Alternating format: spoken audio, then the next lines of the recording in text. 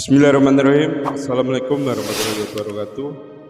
Pemirsa yang dirahmati Allah, marilah kita simak ceramah dari Ustadz Abdul Somad dengan tema Bersyukurlah jika hatimu masih hidup. Sebelumnya marilah kita bersolawat terlebih dahulu. Allahumma sholli ala Sayyidina Muhammad wa ala ali Sayyidina Muhammad. Selamat menyaksikan. Kita sampai hari ini alhamdulillah wa syukurulillah, la haula wa la quwata illa billah. Hati kita masih diberikan kehidupan, Allah masih menitipkan iman dan Islam. Tidak sampai hati untuk tidak melangkahkan kaki ke rumah Allah, masih ada rasa takut di dalam hati. Itu yang membuat kita datang. Ada orang-orang yang hatinya takut kepada Allah, tapi saat ini mereka sedang terbujur di rumah sakit. Mereka yang sedang terbaring di atas kasur, mereka sedang diuji Allah Subhanahu wa ta'ala. Sayup-sayup suara azan itu masuk ke telinga mereka. Mereka merasakan keinginan untuk datang ke masjid, tapi mereka tidak dapat melakukannya. Mereka adalah orang-orang yang sedang diuji Allah di dunia. Ma yusibul mu'min min nasabin wala wasabin wala saqamin wala syaukin yashtakuha. Susah hati, gundah gulana, sakit badan, fisik, bahkan duri yang menusuk telapak kaki. Illa kafarallahu anhu biha sayyi'at. Itu hanyalah cara Allah untuk menghapuskan segala dosa-dosa. Orang yang sakit maka dibangkitkan semangatnya. Allah hanya ingin membersihkan dosanya. Hatta tamshi 'alal ardi ma kanat 'alaihi khati'ah. Sampai akhirnya mereka akan berjalan di atas muka bumi dan mereka tidak lagi ada kesalahan, karena semua salah dan dosanya sudah ditebus dengan rasa sakit. Semua salah dan dosanya sudah dihapuskan dengan kesabaran menerima ujian dari Allah Subhanahu wa ta'ala. Ada orang yang kurang fisiknya tapi kuat imannya.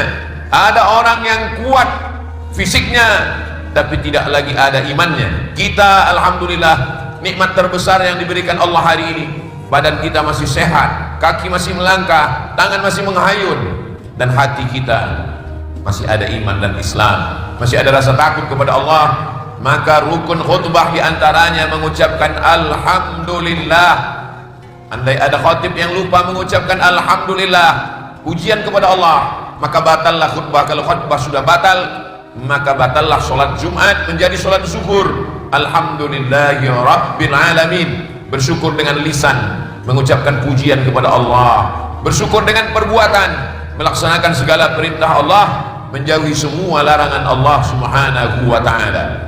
Kalau badan bisa mati karena tidak ada vitamin, karena tidak ada makanan, maka sesungguhnya hati manusia pun juga bisa mati. Hati mesti terus dihidupkan. Belum lagi matahari terbit, kita sudah menghidupkan hati dengan menjawab seruan azan. Semua orang yang mendengar seruan azan, maka mulutnya menjawab seperti yang didengar oleh telinganya. Saat muadzin mengatakan Allahu Akbar, Allahu Akbar, maka dia mengatakan Allahu Akbar, Allahu Akbar. Kecuali pada hayya 'alas salah, hayya 'alal falah, mulutnya mengatakan la haula wala quwata illa billah.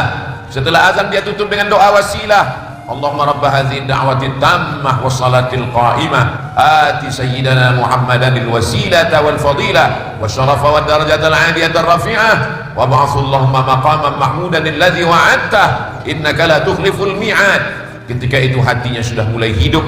Awal kehidupan dia isi dengan mengingat Allah. Alhamdulillahilladzi ahyana ba'dama amatana wa ilaihin nusyur. Setelah itu dia melangkah ke masjid. Sampai di masjid, idza dakhala ahadukumul masjidah, kalau kamu masuk masjid fala yajlis, jangan langsung duduk hatta yusalli raka'ataini, salat sunat 2 rakaat. Setelah itu hatinya mulai hidup, dia hidupkan lagi dengan qabliyah. Setelah qabliyah dia hidupkan dengan sholat subuh, zuhur, asar, maghrib, isya, tahajud, witir, doa. Setiap waktu ada masa untuk menghidupkan hati. As-salatu imaduddin. Salat adalah tiangnya agama, tiangnya mesti hidup. Kalau tidak maka bangunan akan lapuk, roboh dan tumbang. Di antara stasiun-stasiun dalam perjalanan panjang mesti berhenti sejenak, mesti ada rehat, karena akan datang kantuk, lelah, letih, lesu, lemah. Maka mesti ada tenaga. Maka kita disuruh berzikir. Alladzina yadhkuruna Allah. Orang-orang yang berzikir menyebut mengingat Allah qiyaman, ketika tegak berdiri, wa qu'udan, ketika mereka duduk, wa ala junubihim, ketika mereka berbaring, mereka tetap mengingat Allah. Tasbih subhanallah, tahmid alhamdulillah, bertakbir Allahu Akbar, subhanallah walhamdulillah wa la ilaha illallah wallahu akbar.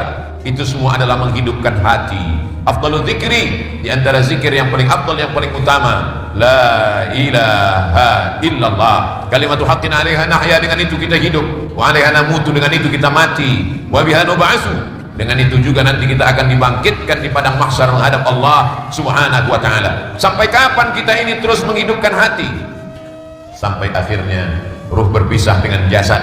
Karena itulah batas limit waktu setan menggoda. Orang yang paling bahagia adalah ketika ruhnya keluar dari jasad dalam keadaan mengingat Allah. Itulah mengapa kita selalu berdoa, Allahumma khtim lana bi husnil khatimah. Husnul khatimah, mati dalam keadaan mengingat Allah. La yazni zani hina yazni wa huwa mu'min. Orang berzina tidak akan berzina kalau ada iman dalam badannya. Wala yasriqus sariqu hina yasriqu wa huwa mu'min. Pencuri tidak akan mencuri kalau ada iman di dalam badannya. Wala yashrabus syaribu hina yashrabu wa huwa mu'min.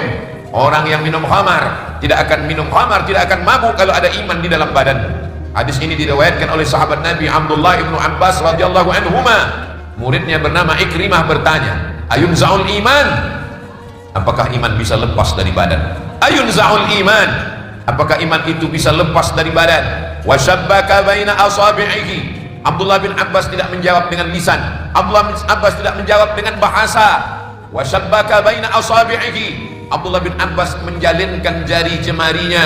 Tsumma naza'ahu. Kemudian dia menarik dan mencabutnya dan berkata, hakadha yunza'ul iman. Beginilah iman terlepas dari badan. Hakadha yunza'ul iman. Beginilah iman terlepas dari badan. Orang yang berzina imannya lepas, orang yang mencuri imannya lepas, orang yang mabuk imannya lepas. Hina taba, ketika dia bertobat, ada Abdullah bin Abbas kembali menjalinkan jari jemarinya. Hina taba, ketika dia bertobat, ada imannya kembali masuk ke dalam badan. Itulah kenapa kita selalu bertobat dan istighfar, minta ampun kepada Allah, agar saat mati iman tetap bersemayam dalam badan. Karena yang ditanya adalah iman. Man rabbuka, man nabiyuka, ma qiblatuka, ma imamuka, man ikhwanuka. Semuanya adalah iman kepada Allah Subhanahu wa taala. Hari berganti, musim berubah, godaan semakin dahsyat, fitnah akhir zaman. Orang beriman tidak hanya ingin menyelamatkan dirinya, tapi dia menyelamatkan istri, anak, keluarga, masyarakatnya. Ya ayyuhalladzina amanu, orang yang beriman, qu anfusakum, jaga dirimu, wa ahlikum, istrimu, anakmu, nara, dari api neraka. Orang beriman tidak bahagia selamat dirinya saja. Orang beriman setelah masuk surga, mereka bertanya, ikhwani, mana saudara-saudaraku? Yang satu majlis, yang satu masjid, yang satu guru, yang satu mazhab, yang satu Allah, yang satu Nabi, Tuhannya la ilaha illallah, Nabinya Muhammadur Rasulullah, akidahnya ahli sunnah wal jamaah. Almar'u ma'a man ahab. Orang beriman selalu ingin bersama dengan orang yang dia cintai. Orang beriman tidak hanya menyelamatkan dirinya, tapi dia menyelamatkan tetangganya, kawannya, sahabatnya. Wa tawassaw bil haqq, saling menasehati. Ada kata-kata nasihat, ada tunjuk ajar, ada pendidikan, ada pelajaran. Wa tawassaw bis sabr, ketika kawan sahabat sedang diuji, ada kesabaran, ada kekuatan. Orang beriman tidak egois, orang beriman tidak memikirkan diri sendiri. Orang beriman selalu bersama dalam penderitaan, takziah, bersama dalam kebahagiaan, tahniah, bersama di dunia, bersama juga mereka di padang mahsyar. Pada saat panas terik, Allah mencari mereka. Ainal mutahabbuna bi jalali, mana orang-orang yang dulu berkasih sayang karena aku, berkasih sayang karena Allah, bukan berkasih sayang karena harta, bukan berkasih sayang karena kuasa, bukan berkasih sayang karena nama besar, berkasih sayang karena Allah. Sampai pada akhirnya setelah masuk ke dalam surga, mereka mengadu kepada Allah, ya Allah, sahabatku, saudaraku, kawanku, mereka tidak ada bersama kami. Lalu Allah memerintahkan mereka, cari, kalau ada sahabatmu, keluargamu, temanmu, kalau ada imannya sebesar duit dinar, sebesar uang logam, tarik dia dari neraka, bawa dia masuk ke dalam surga. Itulah sahabat orang beriman, itulah syafaat orang beriman. Tidak hanya menolong di dunia, tapi menolong di akhirat. Maka orang-orang yang sudah masuk surga mencari saudara-saudaranya, mencari imannya yang ada sebesar uang dinar, uang logam. Setelah itu mereka mengadu kepada Allah, ada saudara kami, imannya hanya sebesar biji sawi. Maka Allah katakan, cari sahabatmu, cari saudaramu, cari kawanmu, walaupun imannya sebesar biji sawi, selamatkan juga dia. Ada syafaat Nabi Muhammad SAW, ada syafaat Al-Quran. Iqra'ul Quran, baca Al-Quran. Fa innahu ya'ti yaumal qiyamah. Quran akan datang pada hari kiamat. Syafi'an li ashabi, memberikan syafaat kepada orang yang membacanya. Ada syafaat malaikat, ada syafaat Allah. Dalam hadis syafaat yang amat sangat panjang dalam kitab Sahih Al-Bukhari. Tapi jangan lupa, ada syafaat orang beriman. Mungkin mereka tidak terkenal di dunia, mungkin mereka manusia yang biasa-biasa saja, tapi hatinya bersih. Jangan berkelahi dengan tetangga. Boleh jadi nanti dia yang akan memberikan syafaat. Jangan sepelekan orang miskin, jangan lukai hati para du'afa anak yatim. Boleh jadi nanti mereka yang akan memberikan syafaat. Jangan sepelekan orang cacat, mungkin fisiknya, tubuhnya kekurangan, tapi imannya berlebih. Dengan keadaan kekurangan, dengan cacatnya, hatinya lembut, tidak ada angkuh, tidak ada sombong. Mereka bersih, mereka tamu-tamu Allah. Boleh jadi kita masuk surga bukan karena amal kita, tapi karena sahabat, karena saudara yang sayang kepada